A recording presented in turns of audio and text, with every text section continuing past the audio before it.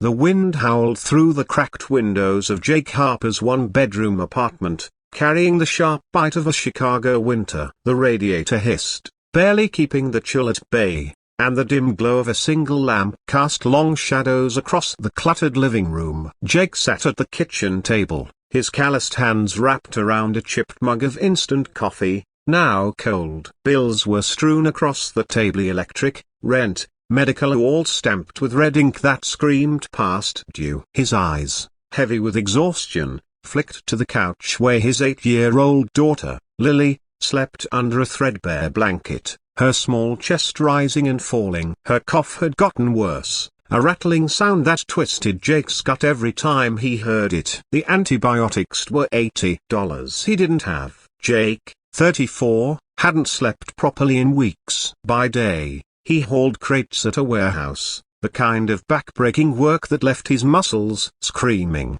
By night, he drove for a rideshare app, navigating the city's icy streets until his vision blurred. It wasn't enough. It was never enough. Lily's mom had walked out when she was 3, leaving Jake to raise her alone. He didn't resent it how Lily was his world, but the weight of it all was crushing him. He rubbed his temples, willing the headache to ease, when his phone pinged with a new ride request.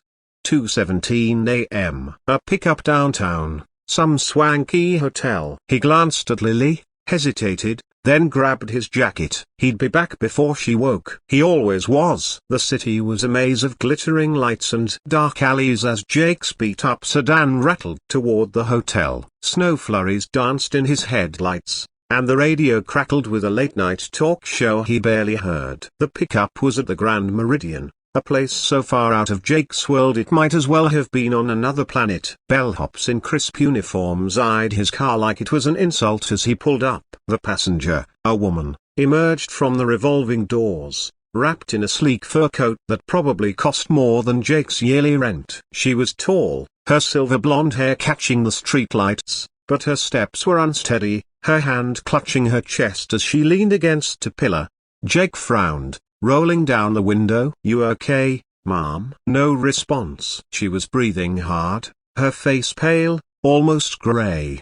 His heart lurched. He'd seen that look before. His dad, years ago, right before the heart attack that took him. Jake didn't think. He threw the car into park, jumped out, and sprinted to her side. "Hey, stay with me. Can you talk?" Her eyes, wide with panic, met his. She gasped, clutching her arm now, her knees buckling. Jake caught her before she hit the ground, easing her onto the cold pavement. The bellhops stood frozen, useless. "Call 911. Jake barked, his voice cutting through the night. He tore open her coat, checking for a pulse. It was there, fast and thready. He'd taken a CPR course years ago when Lily was born, terrified of anything happening to her. The memory kicked in now, muscle memory overriding the panic. He pressed his hands to her chest, counting compressions under his breath. 1, 2, 3. A broken bar. The woman's eyes fluttered, her lips moving but no words coming out. "Stay with me," Jake said, his voice steady despite the adrenaline flooding his system. "Help's coming." Sirens wailed in the distance as Jake kept going, his arms burning, sweat beading on his forehead despite the cold. A crowd had gathered, hotel staff and late-night passers-by, their murmurs a dull hum in his ears. The woman's hand gripped his sleeve weakly, her eyes locking onto his. There was something in them of fear, yes, but also a flicker of trust. Jake didn't look away. "You're gonna be okay,"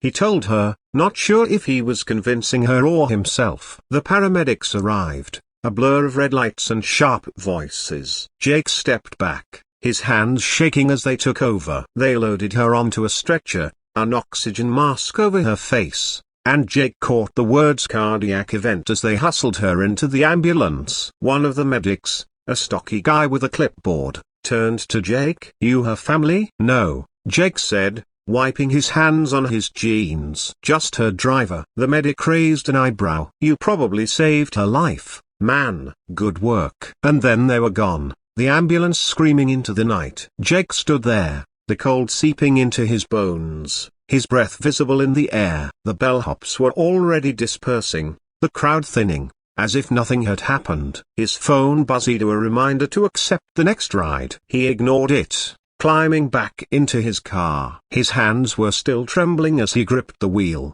the reality of what had just happened sinking in. He didn't know her name, didn't know if she'd make it. All he knew was he needed to get home to Lily. Back at the apartment, Jake slipped in quietly, the door creaking as he shut it. Lily was still asleep, her stuffed rabbit clutched to her chest. He tucked the blanket tighter around her, brushing a strand of hair from her face. Her cough was quieter now, but it still gnawed at him. He sank onto the couch, too wired to sleep. The image of the woman's pale face burned into his mind. Who was she? Some rich executive, probably, staying at a place like the Grand Meridian. He wondered if she had family, someone waiting for her. He hoped she did. Morning came too soon, the grey light filtering through the blinds. Lily woke with a yawn, her brown eyes bright despite the cough. "Daddy, you look tired," she said, climbing into his lap. Jake forced a smile, ruffling her hair. "Just a long night,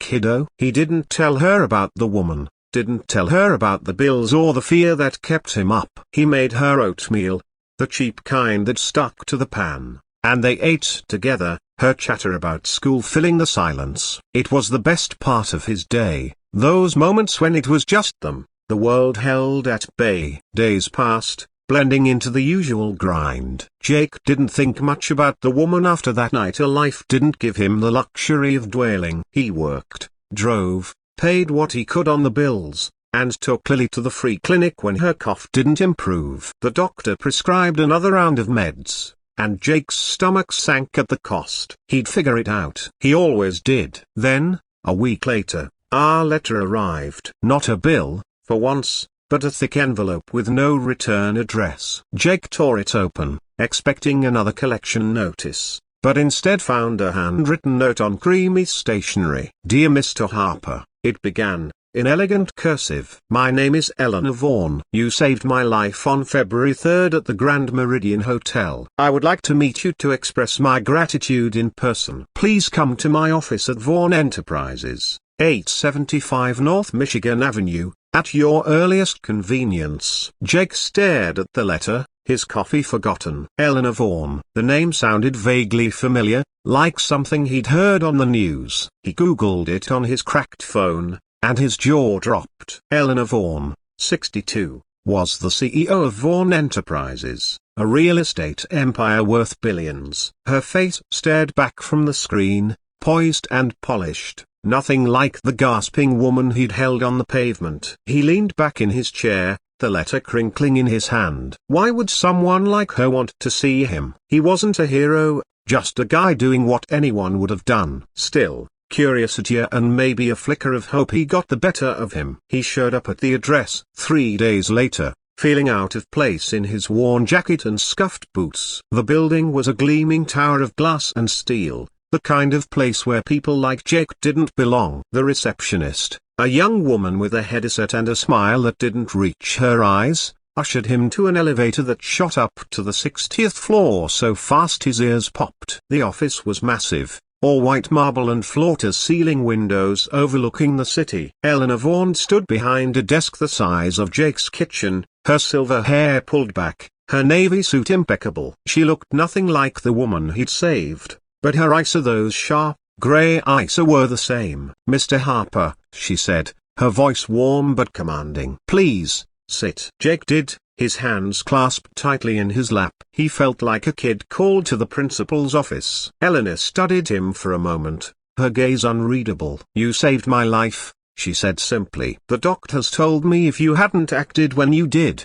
I wouldn't be here." Jake shifted uncomfortably. "I just did what anyone would have." "No," she said, her tone firm. "Most people freeze." "You didn't." She leaned forward, her hands folded on the desk. "I owe you a debt I can't repay, but I'd like to try." "Tell me about yourself, Jake." "What do you need?" He blinked, caught off guard. Need? He needed everything: the money for Lily's meds, a better apartment, a break from the endless grind. But pride kept his mouth shut. "I'm fine," he said. "Just glad you're okay." Eleanor's lips twitched, like she saw through him. "You're raising a daughter alone, aren't you?" "Lily, I believe. Jake stiffened. How did she know that? She waved a hand, as if reading his thoughts. I had my people look into you, not to pry, but to understand who you are. You're a good man, Jake, and you're struggling. Let me help. He wanted to argue, to say he didn't need charity,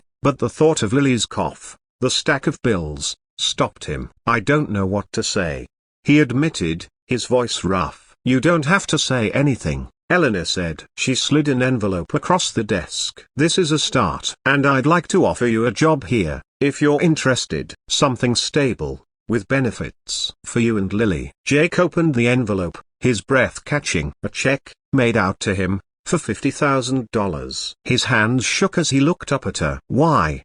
He asked, the word barely a whisper. Because you gave me a second chance, Eleanor said, her voice softening. And I believe in paying it forward. Jake left the office in a daze, the check burning a hole in his pocket. He didn't cash it right away. A part of him was afraid it wasn't real. But that night, he paid for Lily's meds, settled the electric bill, and bought her a new coat, bright red, her favorite color. She twirled in it, laughing, and for the first time in months, Jake felt like he could breathe. He took the job at Vaughan Enterprises, a logistics role that paid more in a month than he'd made in a year driving. Benefits meant Lily could see a real doctor, not just the free clinic. The apartment was still small, but it felt warmer now, the radiator fixed, the bills no longer a guillotine over his head. Eleanor checked in sometimes, her calls brief but kind, asking about Lily, about him. Jake never forgot that night outside the Grand Meridian,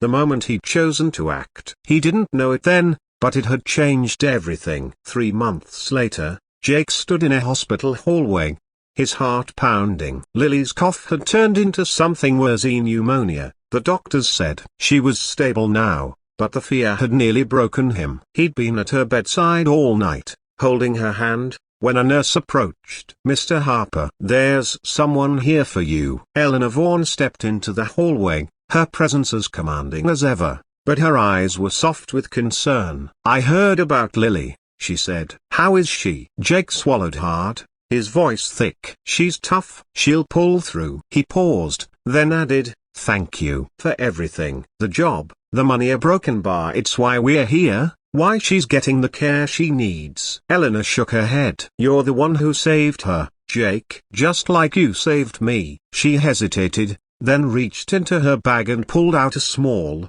wrapped box. For Lily, she said. When she's feeling better. Inside was a silver locket, engraved with a tiny star. Jake's throat tightened as he held it, the weight of Eleanor's kindness overwhelming. I don't know how to repay you, he said. You already have, Eleanor replied, her voice steady but her eyes glistening. Every day you keep going, you repay the world. Jake watched her walk away, the locket warm in his hand. He thought of Lily, of the life they were building, and for the first time, he let himself cry, not from pain, but from the hope that had finally found its way into his heart. Jake Harper stood in the hospital hallway, the fluorescent lights buzzing faintly overhead, casting a sterile glow on the linoleum floor. His daughter, Lily, was asleep in her room, her small body tethered to an 4-drip. Her breathing steadier now but still fragile. The pneumonia had hit hard, a cruel twist after months of struggling to keep her healthy. Jake's hands were shoved deep in his pockets, the silver locket from Eleanor Vaughan clutched tightly in one fist. Its tiny star engraving pressed into his palm,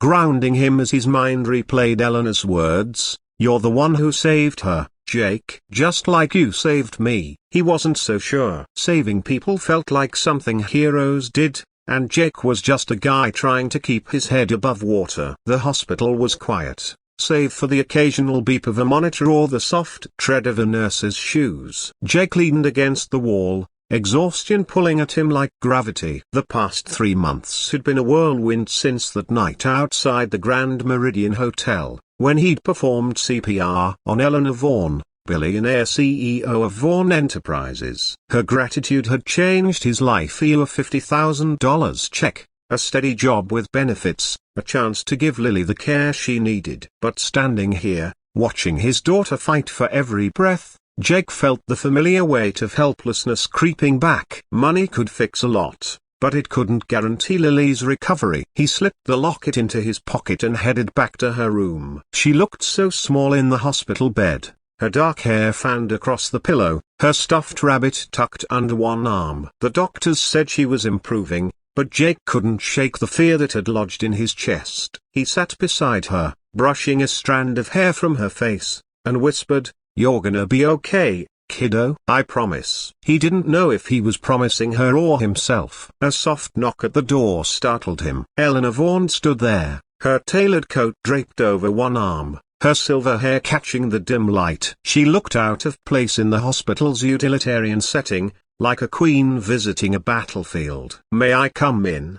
she asked, her voice low. Jake nodded, standing awkwardly as she stepped inside. She glanced at Lily, her expression softening in a way Jake hadn't seen before. "She's beautiful," Eleanor said. "Strong, like her father." Jake's throat tightened. "She's tougher than me," he managed, his voice rough. "Thanks for coming." "You didn't have to." "I wanted to," Eleanor said, setting her coat on a chair. She sat across from him, her hands folded in her lap, her posture as composed as ever but her eyes betraying a flicker of something deeper, a grief, maybe, or regret. "I've been where you are, Jake." Not the same circumstances, but the same fear. "My son a broken bar. He was sick when he was young. Cancer. I had all the money in the world, but it didn't make the waiting easier." Jake blinked, caught off guard. He hadn't expected her to share something so personal. "Did he a broken bar?" He trailed off, unsure how to ask. "He's fine now," Eleanor said,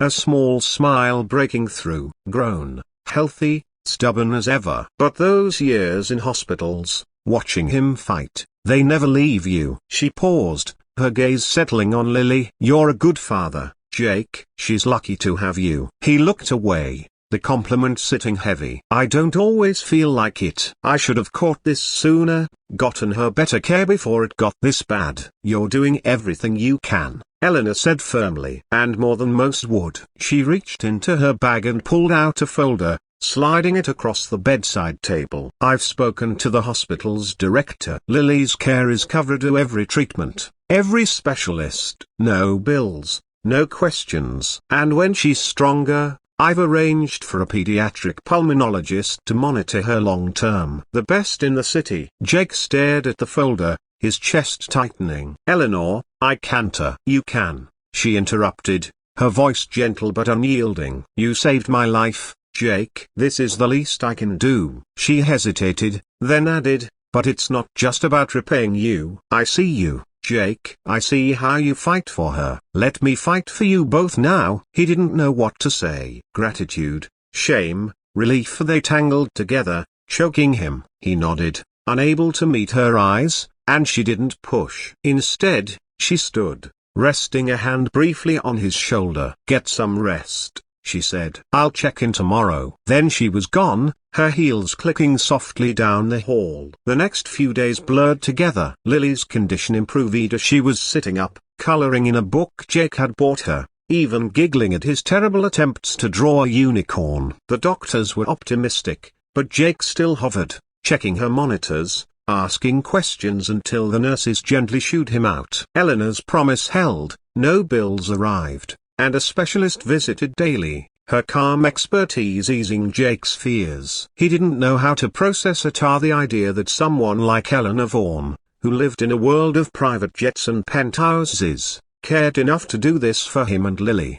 One afternoon, as Lily napped, Jake's phone buzzed. It was a text from Eleanor. "Meet me at the hospital cafe. Copyright, 2 p.m. He frowned, curious but wary. When he arrived, Eleanor was already there, sipping tea at a corner table, a manila envelope in front of her. She gestured for him to sit, her expression unreadable. "I've been thinking," she began, "about what happens next for you and Lily. The job at Vaughan Enterprises is a start, but I want to do more." She slid the envelope toward him. "This is a trust fund for Lily, for her education, her future. It's yours to manage for her, but it's enough to ensure she'll never want for anything." Jake opened the envelope, his hands unsteady. The documents inside outlined a trust worth $2 million. His breath caught, his mind reeling. "Eleanor, this is too much," he said, his voice hoarse. "I didn't save you for a broken bar for this." "I know," she said, her eyes steady. "You saved me because it's who you are. And this is who I am. I've spent my life building wealth, Jake, but it means nothing if I can't use it to make a difference for people like you and Lily." Her voice wavered, just for a moment. "My son's illness taught me that I couldn't save him with money, but I can help you save her." Jake's eyes burned, and he looked down, blinking hard. He thought of Lily's laugh, her red coat, the way she hugged him even when he felt like he was failing her. He thought of the nights he'd stayed up, praying for a way out of the hole they were in. "I don't know how to thank you," he said finally, his voice breaking. "You already have," Eleanor said, her own eyes glistening. "Every time you show up for her, you thank the world." She reached across the table,